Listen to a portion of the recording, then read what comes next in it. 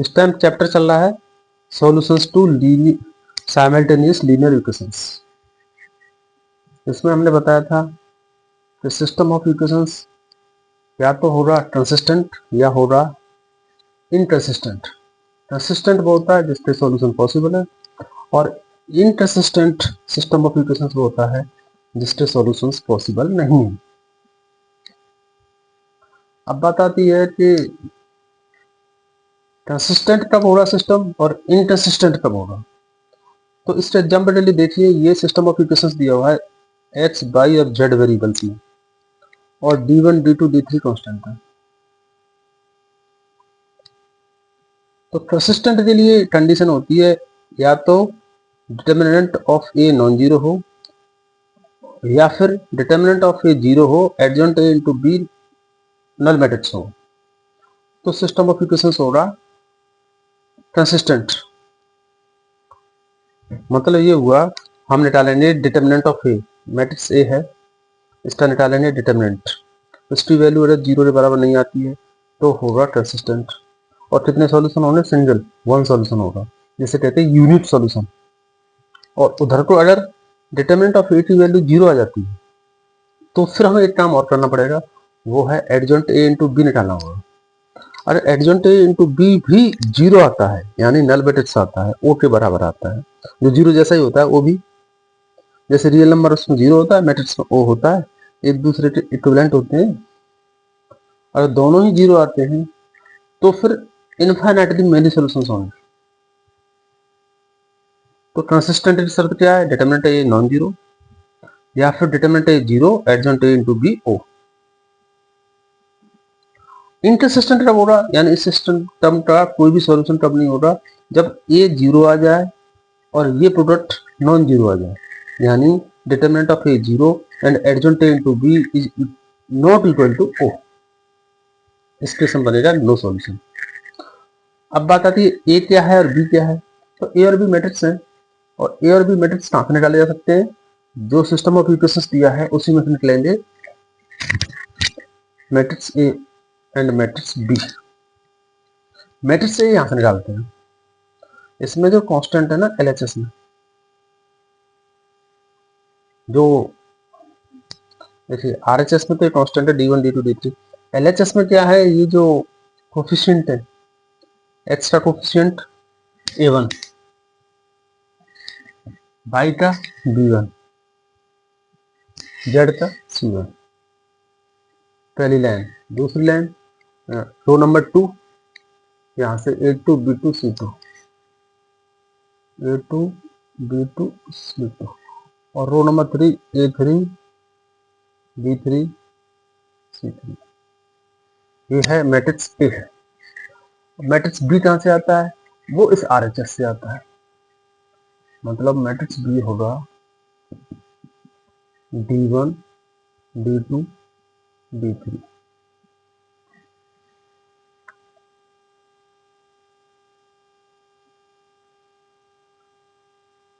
ये होता है मैट्रिक्स ए, ये होता है मैट्रिक्स बी। तो इसका जो निकालना है डिटरमिनेंट ऑफ ए, तो वो निकलेगा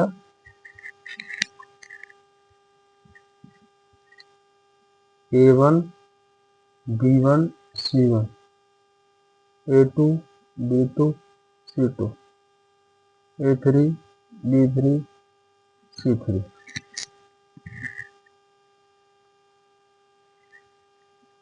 अगर ये नॉन जीरो आता है तो यूनिट सॉल्यूशन बनेगा। अगर adjoint of A, adjoint of A तो निकाला जा सकता है, बताया हुआ है पहले। उसमें मल्टीप्लाई कर देंगे मैट्रिक्स ऑफ बी का, फिर देखते हैं वो ओ आता है कि नहीं। अगर ओ के बराबर आता है तो मेनी सॉल्यूशंस हो जाएंगे, इनफाइनाइटली मेनी सॉल्यूशंस। अगर ओ नहीं आता है तो इनकंसिस्टेंट हो जाएगा, नो सॉल्यूशन।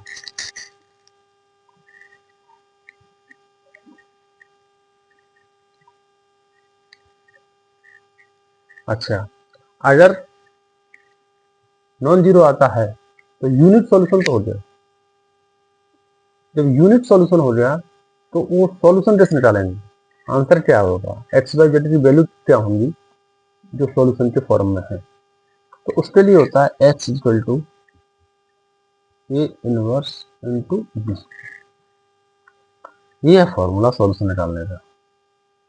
एक्स क्या है, एक्स जो वेरिएबल है इनका मैट्रिक्स होता है, वही यार एक्स इक्वल टू, एक्स है, वाई है, जेड है, तीन है, x Y Z,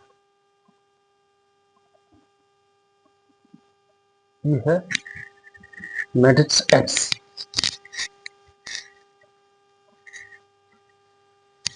matrix x है, तो एक्स बाई जेड का मान निकालना है। इसमें क्या होगा, एल एच एस में क्या लिखना है, ये वाला एक्स के प्लेस पर आएगा एक्स बाई जेड।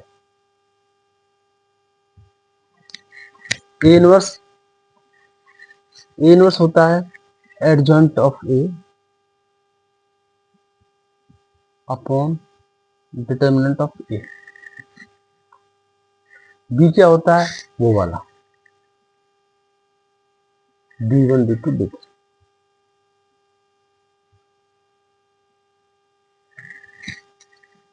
ये है मेथड ए इनवर्स निकालने की। ये डिटरमिनेंट, ये जो मैट्रिक्स है, इधर भी मैट्रिक्स आएगा, तो जो मैट्रिक्स एडजॉइंट ऑफ ए क्या होता है, मैट्रिक्स। मैट्रिक्स में ए जो रियल नंबर आ रहा है इसे डिवाइड करेंगे तब भी ये मैट्रिक्स रहेगा।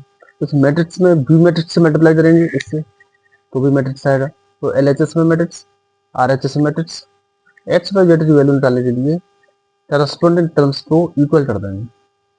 तो ये जो है इसका ऑर्डर कितना है, 1 2 3 1, 3/1 है। हमने निकाला X equal to A inverse B. X का ऑर्डर कितना है, 3/1। ए इनवर्स का क्या आएगा, जितना ए का है, ए का कितना है 3/3, बी का कितना है 3/1। तो ए इनवर्स का भी क्या होगा 3/3। 3/3 में इससे मल्टीप्लाई करेंगे तो क्या आएगा 3/1 आएगा। यानी एडजॉइंट ऑफ ए का क्या होगा 3/3 और बी का 3/1। तो एडजॉइंट ए इंटू बी का कितना आएगा 3/1। ये भी आएगा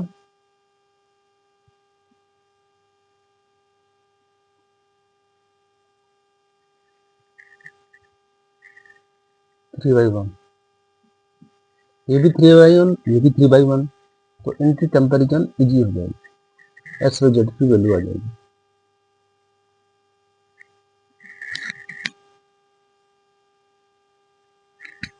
अब एग्जांपल लेते हैं किसी क्वेश्चन का जिसमें हमें सॉल्यूशंस निकालना होगा दिए हुए सिस्टम ऑफ इक्वेशंस का मैट्रिक्स मेथड से। इस मेथड को कहते हैं matrix method.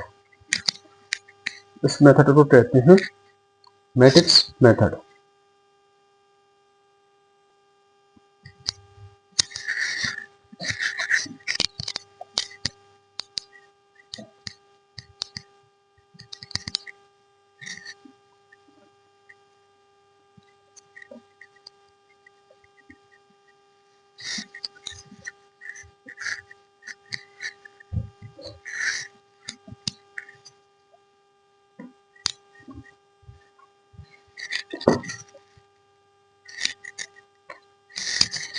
Question, solve the following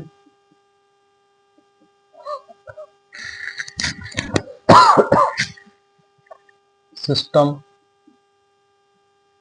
of equations, solve the following system of equations using matrix method, using matrix method। क्या है system of equations, x plus 2y plus z equal to 7, x plus 3z equal to 11, 2x minus 3y is equal to 1। ये CBSE में आया था।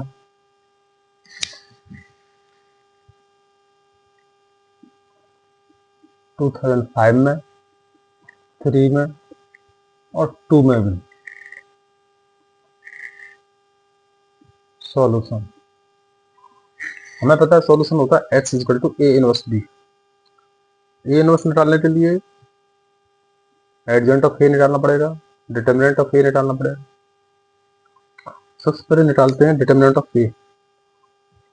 तो system of equations क्या दिए हुए हैं, x plus 2y plus z equal to 7।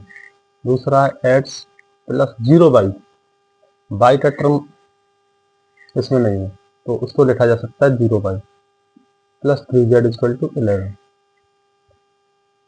2x minus 3y plus 0z equal to 1। Determinant of A कितना निकलेगा, डिटर्मिनेंट ऑफ ए होगा 1 2 1 1 0 3 2 माइनस 3 0, इतना होगा।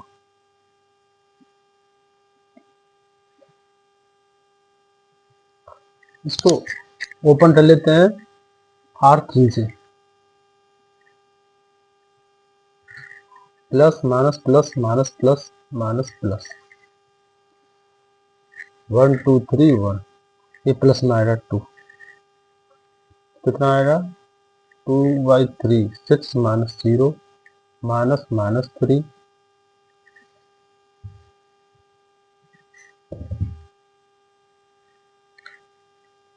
3 minus 1 12 minus 1 plus 3 2 6 equal to 18। 18 आया, क्या ये 0 होता है, नहीं होता, ये है डिटर्मिनेंट ऑफ ए। तो ये था, हम डायरेक्ट डिटर्मिनेंट लिखा है, वैसे ये था मैट्रिक्स, ये था मैट्रिक्स, मैट्रिक्स ऑफ ए। हमने निकाला है डिटर्मिनेंट, तो मैट्रिक्स के सिंबल को चेंज कर देते हैं, डिटर्मिनेंट बन जाता है। इस तरह से डिटर्मिनेंट बन गया, इसकी वैल्यू 0 नहीं।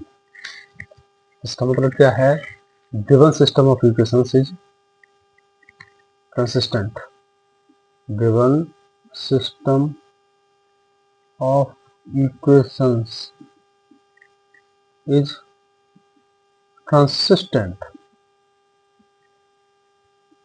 with unique solution, with unique solution। अब जब सॉल्यूशन इसका है तो सॉल्यूशन निकाला जाएगा। सॉल्यूशन निकालने के लिए अब हमें चाहिए एडजॉइंट ऑफ बी। तो एडजॉइंट ऑफ बी क्या होता है, कोफैक्टर्स से जो मैट्रिक्स बनेगा उसका लेंगे ट्रांसपोज, तब निकल के आएगा एडजॉइंट ऑफ ए। तो कोफैक्टर का क्या होगा, कोफैक्टर निकालेंगे C11, इस पे C11 इक्वल टू माइनस 1 की पावर 1 प्लस 1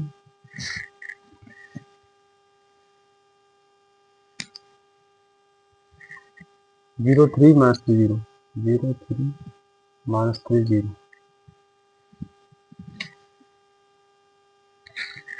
ये कितना आएगा, ये पॉजिटिव प्लस 1 हो गया, 0 माइनस 3 3 9 आएगा। C11 C12 माइनस 1 की पावर 1 प्लस 2, ये 1 2 है तो 1 प्लस 2, ये 1 1 है तो 1 plus 1,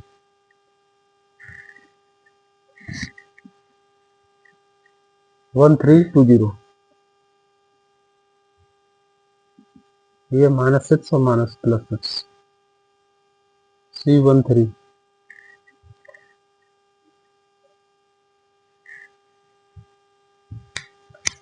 minus 1 to the power 1 plus 3, 102 minus 3,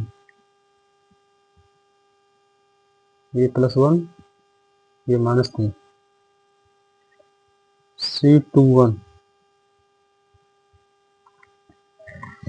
2 1, ये वाला 2 1 -3 0,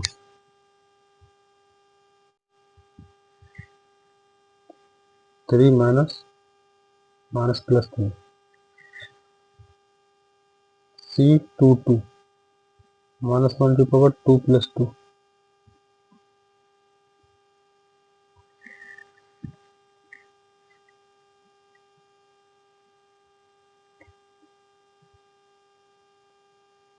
1120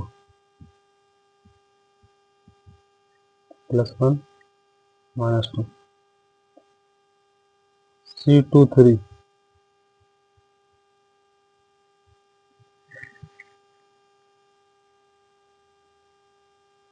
122 -3,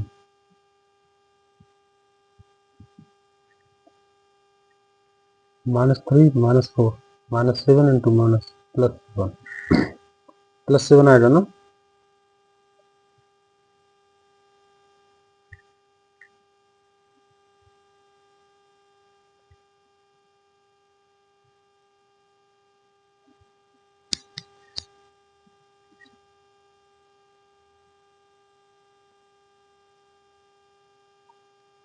+3 -3 आएगा, 2 1 2 2 2 3 3 1, C31 -1 to the power 3 + 1,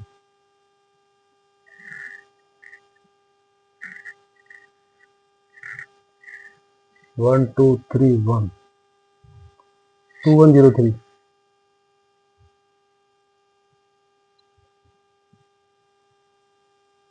6 C32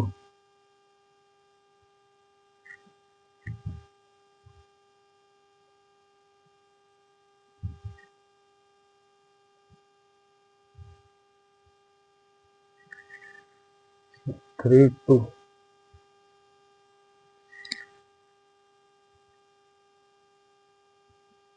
-3 -1 2 -2, C33 3 + 3,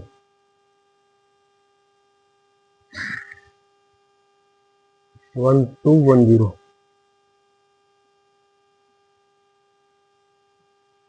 -2।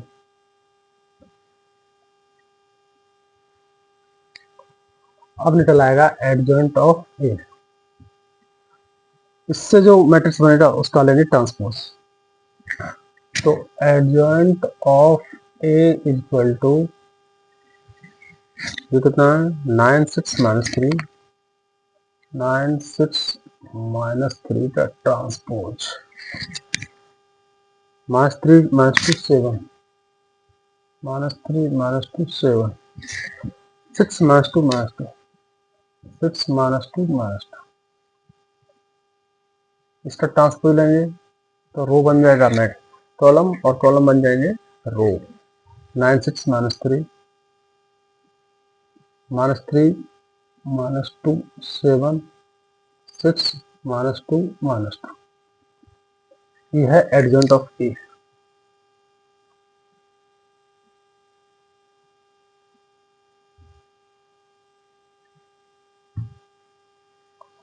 अब निकल आएगा सॉल्यूशन। सॉल्यूशन होता है x equal to A inverse B. अभी ए इनवर्स निकलेगा पहले, या फिर एक साथ निकाल लेंगे A inverse B. A inverse क्या होता है, ए इनवर्स होता है adjoint of A upon determinant of A into B. Adjoint of A इतना है, डिटरमिनेंट ऑफ ए कितना है 18, तो 1/18, 9 -3 6 6 -2 -2 -3 7 -2, बी, बी कितना है 7 11 1, 7 11 1।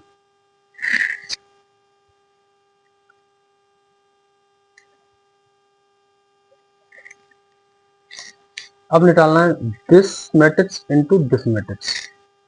ये है 3/3, ये है 3/1, तो आएगा कितना 3/1। 9 into 7 63, minus 3 into 11 minus 33, 6 into 1 6,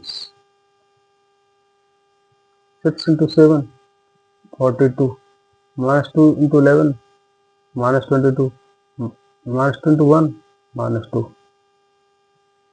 minus 3 into 7 minus 21, 7 into 11 7 into 7, minus 2 into 1 minus 2। कितना आया है 1/18,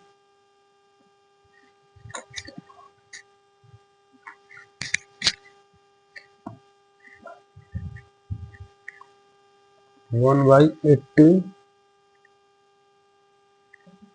63 minus 33 30 plus 6 36, 42 minus 22 20 minus 2 18, 21 and 2 23, 23 plus minus में 23 प्लस में 77,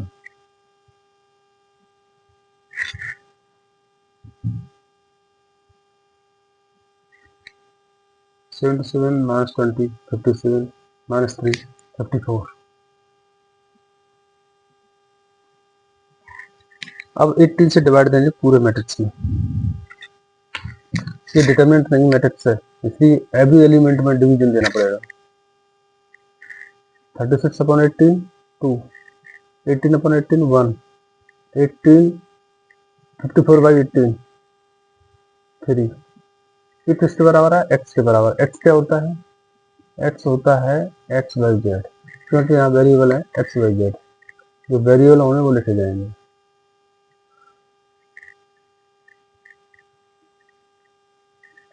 ये किसके बराबर आया था x/z।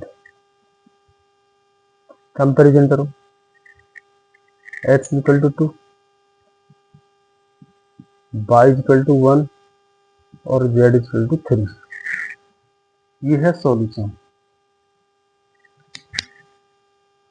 which is the required solution।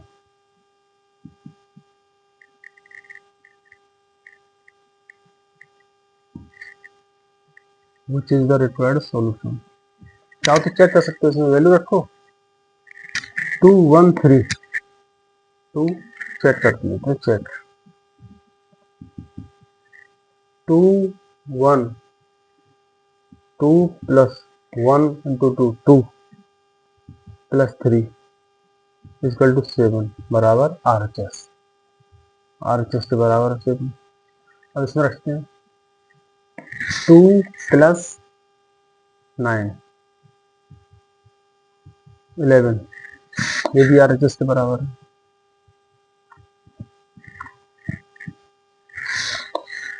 2 into 2 4, 1 into 3 minus 3 equal to 1, ये भी RHS के बराबर। ये चेक हो गया सॉल्यूशन। ये जो सॉल्यूशन हमने किया है, ये किया है 3/3 मैट्रिक्स के लिए, जिसमें 3 इक्वेशंस होते हैं। 2/2 मैट्रिक्स के लिए सिर्फ 2 इक्वेशंस दिए होंगे, वो और जल्दी से हो जाएगा, उसमें कैलकुलेशन और ज़्यादा कम होते हैं, क्योंकि डिटरमिनेंट ऑफ ए फटाफट से निकल आएगा। उसमें 2/2 होता है, दिस इंटू दिस माइनस पे करो, डिटरमिनेंट ऑफ ए आ गया, इतना लंबा नहीं होगा। एडजॉइंट ऑफ ए भी आसान है, क्योंकि एडजॉइंट ऑफ ए निकालने के लिए ट्रांसपोज भी नहीं लेना पड़ेगा, मतलब ट्रांसपोज भी नहीं लेना पड़ेगा, डायरेक्ट आएगा, ट्रांसपोज समेत आ जाएगा। उसमें क्या होता है, इन दोनों के प्लेस चेंज करो, इन दोनों के साइन चेंज करो, सीधा आएगा adjoint of A. A inverse into B निकालना है, जल्दी से इनवर्स आ जाएगा, कैलकुलेशन कम है, फटाक से आंसर आ जाएगा।